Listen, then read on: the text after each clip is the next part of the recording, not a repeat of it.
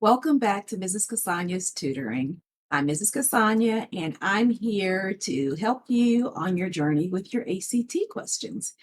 So today we're going to explore a question dealing with the quadratic equation. I'm going to attack this problem as if it's a medium to hard question and I'm a student, and I'm not sure how I should exactly go about solving this. So let's get started. Here's our question.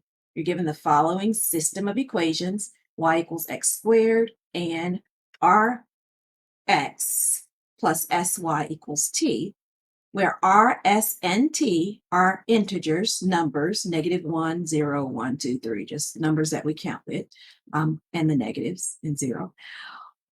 For which of the following will there be more than one solution? So we're looking for more than one solution with real number coordinates for the system. So when I'm looking at this problem, the first thing that pops out to me is the fact that we're talking about a system of equations. Well, I remember this from Algebra 2. Systems of equations, we usually solve them for solutions. And normally we will either use elimination to solve those, or we'll use substitution. Now, I do remember that when we talk about systems of equations. Now, with my systems of equations, though, I'm usually using numbers and not letters. I'm using x and y's, but I'm using numbers. Well, it tells me very clearly right here that our r, s, and t are integers. So we know those are integers. So that's good. Those are numbers. And I want to know which of the following solutions here, F through K, will give me more than one solution. Now that more than one solution makes me think of something, but I'm not real sure, not real keen on it. I don't know where that should go, more than one solution. So what I'm going to do is just use what I know. I do know a few things. Well, the first thing that pops out to me that I do know is the fact that we've got these two equations and I kind of know how to solve them. I could use elimination, but elimination won't exactly help me as quickly as substitution because I've got the y variable already solved for here.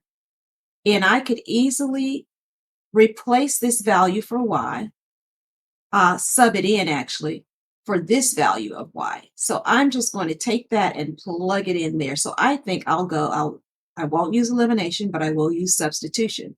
So let's see what that looks like when I substitute into this equation. So I'm using substitution. I've got rx plus s times y. But again, I am not using the y. I'm not using the y. I'm actually going to use the value that's equal to y. And what is that? That's the x squared. So I'm going to put in x squared here. And then I'm going to finish that second equation out just like it is here.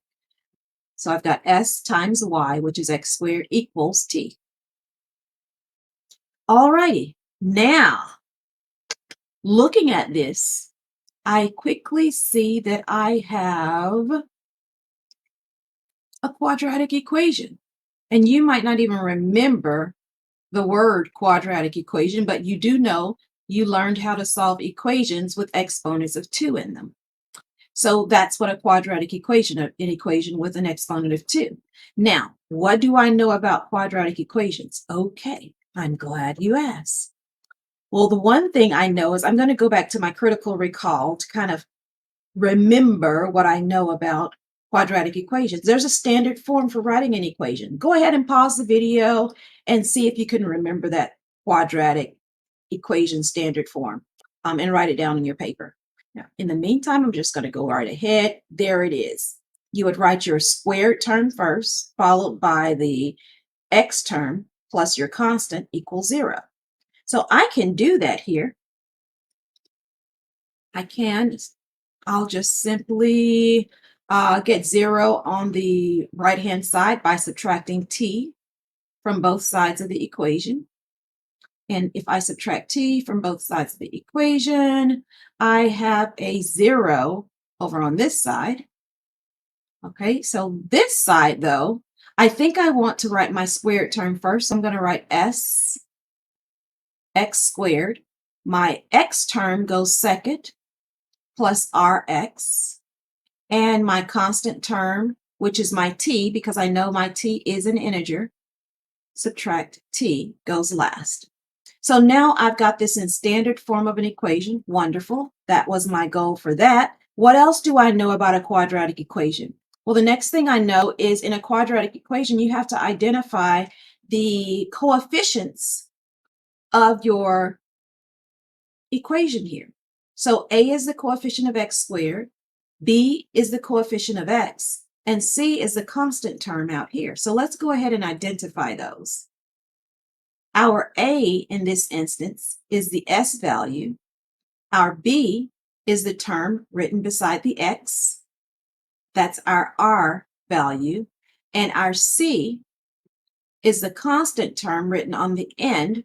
That's a negative t. So we've got our a, b, and c values. Now, normally, whenever we have a quadratic equation, we would factor it or something like that. But we could also use completing the square. We don't want to complete the square, do we?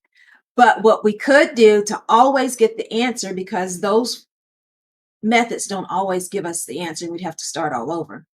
We can solve it using the quadratic formula, right? Normally we would do that. And there's your quadratic formula.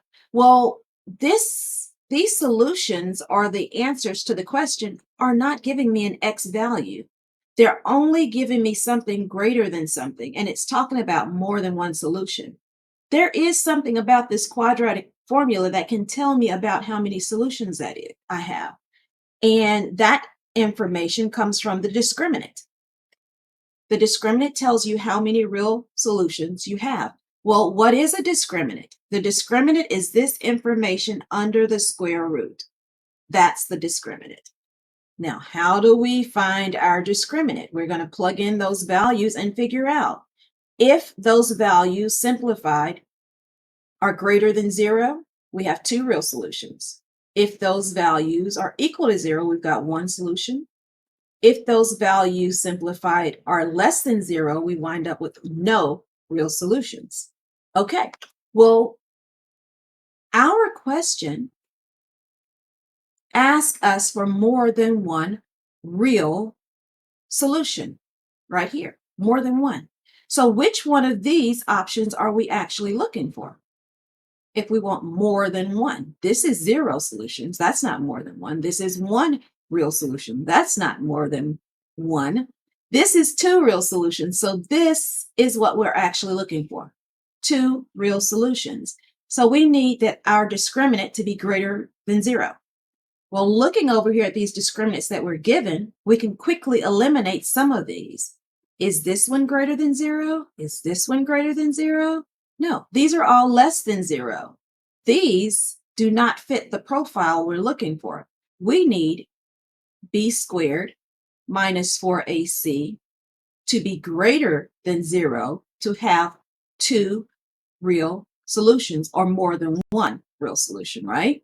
So we can figure out what our discriminant is, b squared minus 4ac. Well, we've got 2 different options for making that discriminant greater than 0. We don't know which one it is. Well, let's figure it out. We first need a b squared. Our b is an r. So we're going to have an r squared. Oh my goodness, I can just about stop the problem at this point, because looking at our 2 choices, only one of them has an r squared. So F must be our answer. And we're done. Just that easy, just that simple. Now, if you wanted, you could continue this out and fill in the A's and C's here. It's not necessary. We don't need to, because we've already figured out there's only one way that the b squared can be r squared, and that's F. We're done. we're finished. So we found the answer. Now, of course, when you're on the ACT, working on the ACT, you will not write all of this out.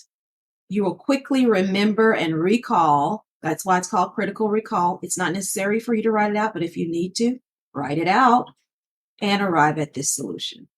I'm Mrs. Kasonya. I hope you enjoyed solving this ACT question with me. I am available anytime you need help.